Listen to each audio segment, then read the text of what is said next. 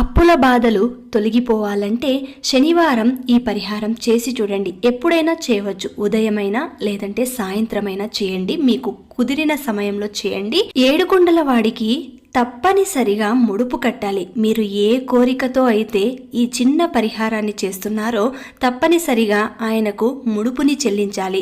అది పసుపు వస్త్రంలోనే చెల్లించాలి. కాబట్టి పసుపు వస్త్రంలో ఎంత డబ్బులు ముడుపు కట్టాలి అని మీ మనసుకు అనిపిస్తుందో అంత మాత్రమే కట్టండి. ఆ తర్వాత ముడుపు కట్టినది స్వామివారి ముందు ఉంచి ఆయనకు ఏదైనా మీకు తోచిన నైవేద్యం పెట్టి ఒక చిన్న దీపం, అది కూడా బియ్యం పిండితో తయారు చేసిన దీపం, బియ్యం పిండిలో కొద్దిగా నెయ్యి వేసి కొద్దిగా బెల్లం వేసి దానిని దీపపు ప్రమిదంలాగా చేసి 7 వత్తులు వేసి నేతితో దీపారాధన చేయండి. ఇలాగా 7 వారాలు చేసి 7వ వారం తిరుపతికి ముడుపుతో సహా వెళ్లి మొక్కును చెల్లించుకోవాలి.